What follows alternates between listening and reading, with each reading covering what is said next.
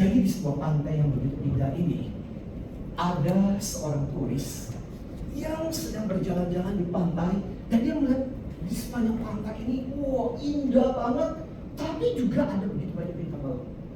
Dan kemudian dari kejauhan dia melihat ada seorang bapak-bapak tua sesekali membungkuk, ya, kemudian bangkit dan melakukan sesuatu, melemparkan sesuatu, membungkuk mengambil sesuatu dan melemparkan sesuatu. Si turis ini penasaran dong. Lantas kemudian dia mendatangi si bapak tua ini. Pak, saya dari tadi melihat bapak ngapain sih? Si bapak tua ini melihat ke turis ini dan bilang, oh, saya sedang berusaha menyelamatkan bintang laut ini terdampar seperti ini. Kasihan banget kena sinar matahari, nanti mereka kemudian mengering, kasihan banget mereka mati. Jadi saya sedang berusaha menyelamatkannya. Si turis melihat kepada bapak itu dan terbelalak. Apa, Pak? Bapak mau menyelamatkan bintang laut ini? Bapak tahu berapa ribu bintang laut yang ada di sini? Si bapak tua itu melihat, iya sih, jumlahnya ribuan. Tapi paling enggak untuk bintang yang laut yang satu ini, paling enggak ada gunanya.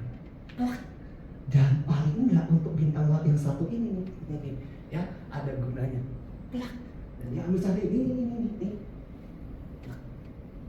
Setuju? So, pertanyaan saya, lihat kembali apa yang dipikirkan oleh si turis dan apa yang dipikirkan oleh si bapak tua itu. Berapa banyak bintang laut yang diselamatkan oleh turis? Tidak ada. Betul. Kenapa percuma, betul? Ngapain? Ribuan, betul? Berapa banyak bintang laut yang diselamat bapak tua itu? 3. Ribuan. Kalau kita bisa mengatakan, betul nggak? Iya. Mungkin cuma satu yang dilempar ke lautan, tapi yang dilempar ke lautan bertelur, beranak pinak, bercucuk pinak, betul? Iya. Lihat ya, pikiran mempengaruhi perilaku, mempengaruhi hasil. Setuju? Segala sesuatu dimulai dari cara kita berpikir, pola kita berpikir. Sebagai pimpinan, kondisinya juga seperti itu. Sama, ini cerita yang lain. Situasi di sebuah kereta api di pagi hari itu, yang biasanya sepi, tenang, tiba-tiba masuklah seorang bapak dengan kedua anaknya, dan kedua anaknya ribuan.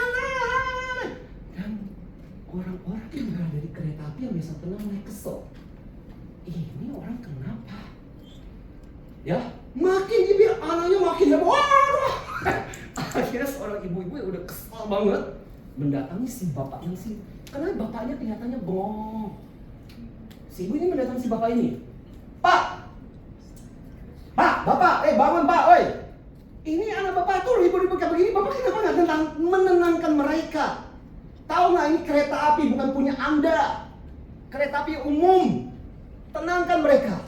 Si bapak ini seolah-olah baru tersadar.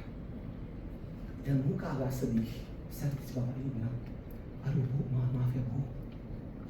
Saya bingung, mungkin anak-anak juga bingung. Maaf bu, dengan perilaku mereka. Kami baru saja pulang dari rumah sakit.